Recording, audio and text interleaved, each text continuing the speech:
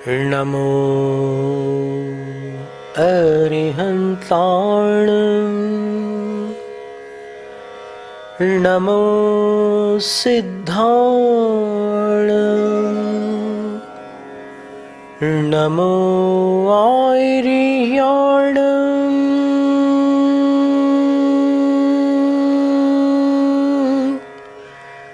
नमो उवज्झायाण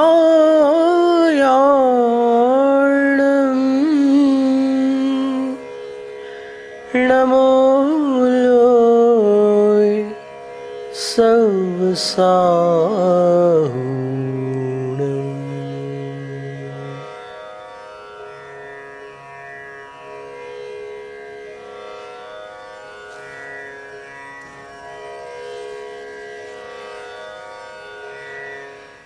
दृष्टांतों का भी मानव मन पर बड़ा गहरा प्रभाव पड़ता है, और यदि वे दृष्टांत सत्य घटनाओं के रूप में हो तब तो कहना ही क्या है।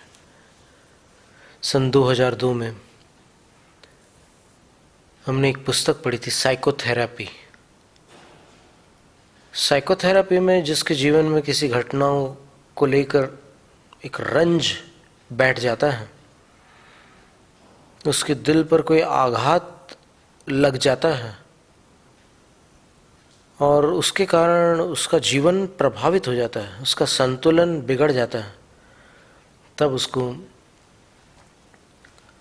कुछ ऐसे किस्से सुनाए जाते हैं। ये थेरेपी, ये पद्धति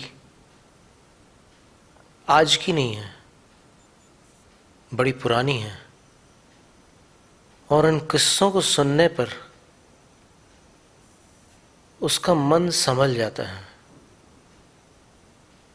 वो शांत हो जाता है। जैसे जब दशानन धराशायी हो गया, उसके प्राण पखेरु उड़ गए, तब विभीषण को बड़ा आघात हुआ। विभीषण यद्यपि छोड़ चुका था अपने भाई को, क्योंकि उसका पक्ष न्याय का पक्ष नहीं था, लेकिन बड़े भाई की मृत्यु के पश्चात विभीषण बहुत आकुल व्याकुल हो गया, और उस समय उनको कुछ सुंदर दृष्टांतों के माध्यम से ही संबोधित किया गया था, जिससे उन्होंने अपने आप को संभाला। और फिर श्री राम ने कहा कि अपनी भाभियों को भी तुम्हें ही संभालना है, वो इस समय जिस विरह की वेदना में छटपटा रही हैं, उन्हें तुम्हें ही संबोधन देना है। तब फिर विभीषण ने उनको संभाला था।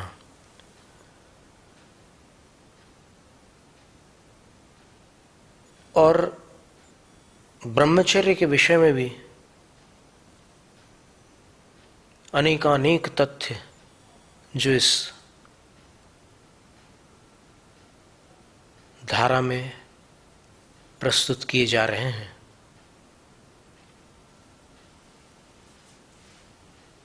अभी कुछ अंश तो आप तक पहुंच चुके हैं, लेकिन प्राय कुछ सवाल हमारे सामने आते हैं। कुछ लोग पूछते हैं कि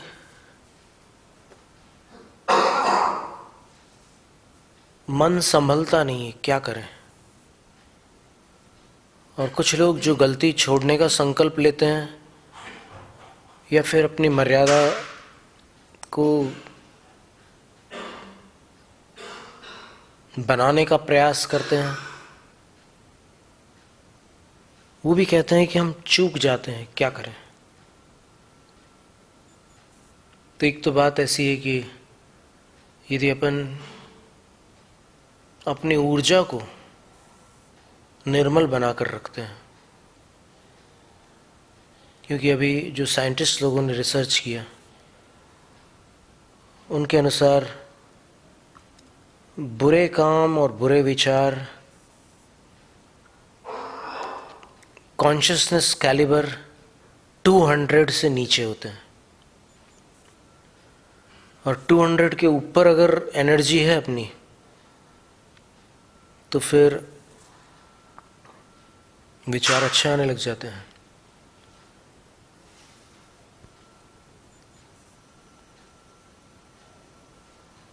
एक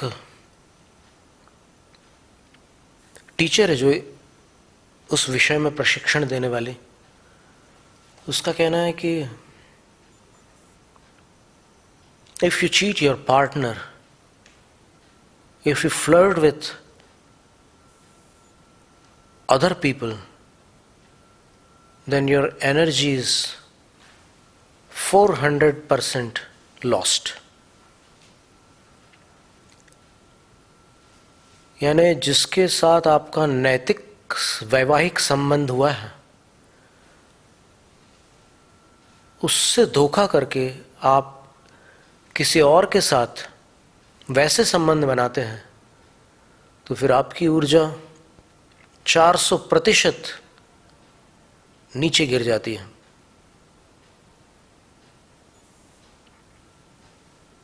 यानी आप सोचो कि जिसको आम जनता की भाषा में सेक्स टीचर बोलते हैं, उसका ये स्टेटमेंट है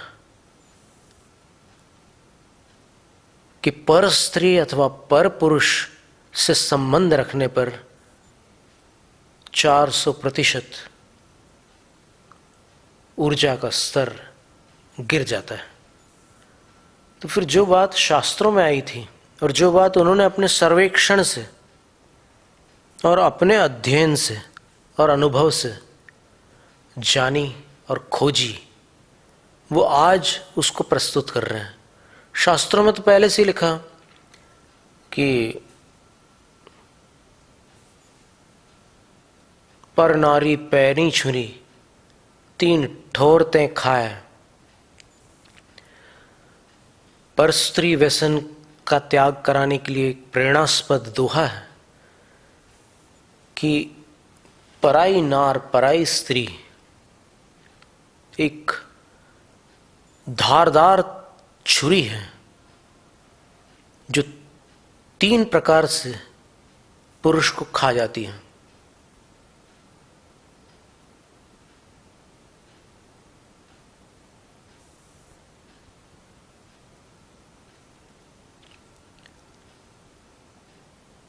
कौन से 3?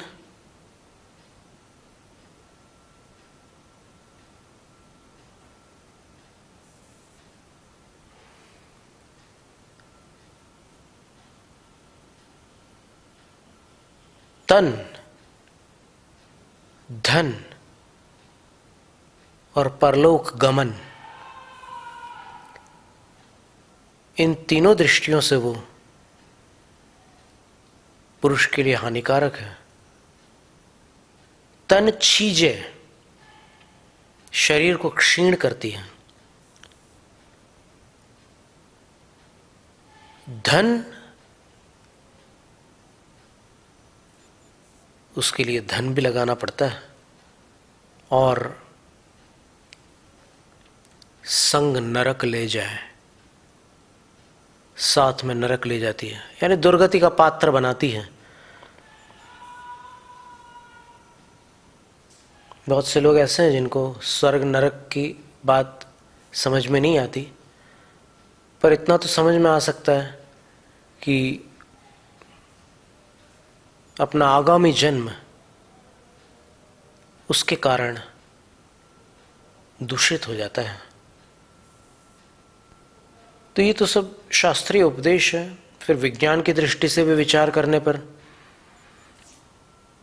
अंदर एक गिल्ट, मनोविज्ञान की दृष्टि से देखें तो फिर अंदर ही अंदर आकर्षण अपनी जगह है, दुस्साहस अपनी जगह है, लेकिन भीतरी जो अंतरात्मा की आवाज है वो अपना काम छोड़ती नहीं। पाप करने वाले को कभी हल्का नहीं महसूस होता। प्लेजर होना अलग बात है, लेकिन हैप्पीनेस, प्लेजर का अर्थ होता है सुख, भौतिक सुख, इंद्रिय सुख। लेकिन जो हैप्पीनेस है, आनंद, वो उसके पास नहीं है।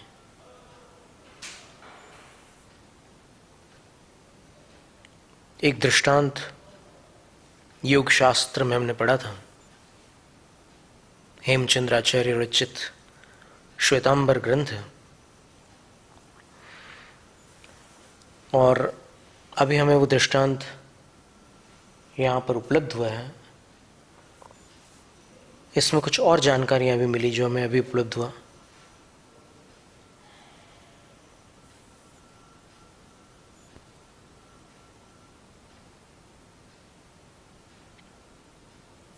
नंद वंश में 9 राजा हुए हैं। अंतिम का नाम राजा धनानंद है। उसकी प्रकृति में लोभ है और वो धन संग्रह के प्रति हमेशा उत्कंठित रहने वाला राजा है। वो अपने पूर्वजों के खजानों की खोज में लगा रहता है और अपने पुराने प्रधानमंत्री शाकटाल से भी पूछताछ करता है। लेकिन शाकटाल जानकारी नहीं देता।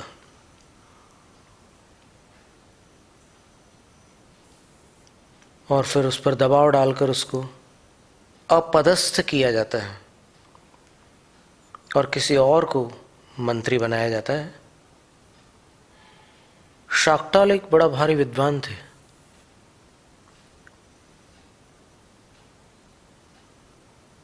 बड़े बड़े विद्वान और उच्च पद को धारण करने वाले सामंत भी उससे परामर्श लेना पसंद करते थे।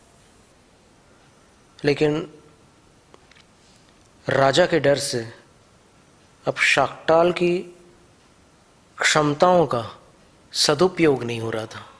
कोई उसके पास मिलने नहीं जा पाता था। डर था कि राजा को पता चलेगा तो फिर नाराज हो जाएगा और फिर पता नहीं क्या कर डाले। शाकटाल के 2 पुत्र थे और 7 पुत्रियां। पुत्रों के नाम स्थूलिभद्र और श्रीयाक है। स्थूलिभद्र डील डॉल में, रूप लावण्य में बहुत ही आकर्षक है, पर एक लापरवाह जिंदगी जीने वाला पुत्र है। सुविधा भोगी जिसको कह सकते हैं। पाटलिपुत्र जो उस समय मगध की राजधानी है,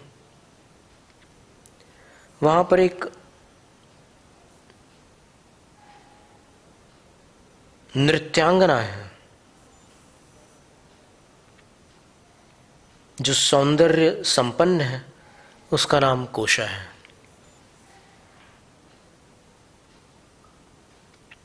स्थूलिभद्र बचपन से उसके नृत्य वगैरह देखना पसंद करते थे और धीरे धीरे वो उसको चाहने लगा और वो भी इसको चाहने लगी।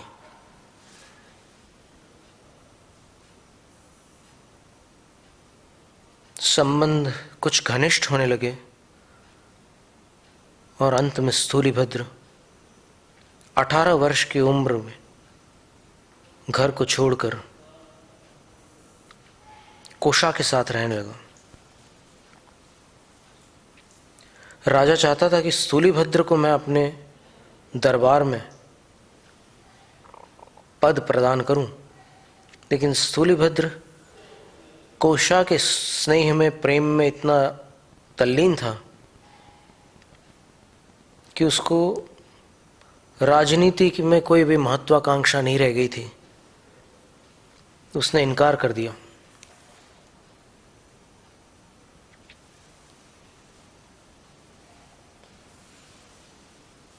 और वो अपने घर के सदस्यों की भी परवाह नहीं करता था, अपने वृद्ध पिता की भी चिंता नहीं करता था। तो फिर राजा ने श्रीयाक को अपने दरबार में बुला लिया और उसको पद प्रदान किया। फिर धनानंद के जीवन में बड़े बड़े राजनीतिक उतार चढ़ाव आए। पाटलिपुत्र की स्थिति अस्त व्यस्त हो गई, लोग असंतुष्ट रहने लगे और अधिकांश लोग चाहने लगे कि नंद साम्राज्य का अंत हो। धनानंद को बड़ी आशंका रहती थी और वो सब पर शक करता था। उसको श्रीयाक पर भी शक होता था। श्रीयाक इस बात को जानता था और उसको चिंता हुई कि क्या होगा, और शाक्टाल भी जानता था। तो उसने श्रीयाक की वफादारी को राजा के सामने प्रस्तुत करने के लिए अपने पुत्र के हाथ से मरना स्वीकार कर लिया। जब स्थूलीभद्र के पास ये समाचार पहुंचे कि मेरे भाई ने पिता का वध कर दिया है, तो बड़ा धक्का लगा। 12 साल बीत चुके थे कोशा की संगति में, और उसने कभी किसी की परवाह नहीं की थी। लेकिन पिता की मौत ने उसको हिला दिया, उसकी आंखें खुल गई। उसने अतीत पर विचार किया, मेरी जवानी के 12 साल इसके साथ निकल गए हैं।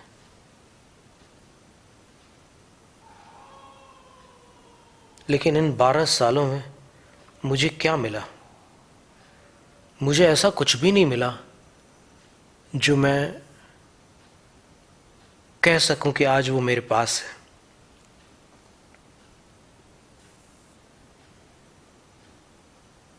और पिता की मृत्यु से मुझे लगता है कि एक दिन मेरी भी मृत्यु होगी। क्या मृत्यु से बचने का कोई उपाय है? उसने अपने आप से पूछा कि जीवन का मतलब क्या है, मैं कौन हूं, और मेरी जिंदगी का लक्ष्य क्या है? इन प्रश्नों में वो डूब गया और उसको ये समझ में आ गया कि चाहे मेरा शरीर हो, चाहे जिंदगी के अन्य ठाट बाट, चाहे ये इंद्रिय सुख हो, ये सब नश्वर है और कोई भी स्थायी सुख देने वाले नहीं हैं।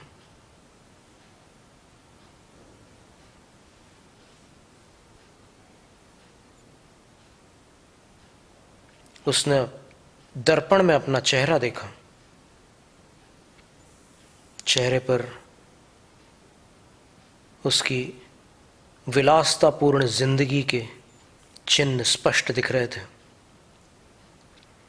वो समझ गए कि मैं अपनी जिंदगी का सबसे महत्वपूर्ण समय, जो मेरे यौवन का काल है, उसको बर्बाद कर रहा हूं। अब मुझे संभलने की आवश्यकता है। उसने तय कर लिया कि अब मैं स्थायी सुख की खोज करूंगा, और उसने कोशा के घर को छोड़कर सीधे एक आचार्य की शरण ली।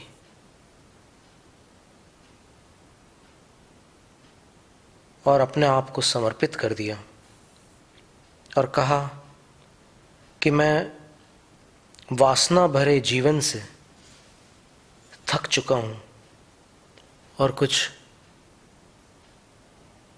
सही काम करना चाहता हूं। गुरु ने उसको देखा, 30 साल की उम्र का जवान, लेकिन जवानी का तेज मुरझाया हुआ। विलासिता ने उसको दुर्बल बना दिया था, उसके तेज को छीन लिया था, लेकिन तो भी कुछ तो था उसके पास, और उसको शिष्यत्व की प्राप्ति हो गई, दीक्षा प्रदान कर दी गई। जैनम जयतु शासनम, जैनम जयतु शासनम, जैनम जयतु शासनम।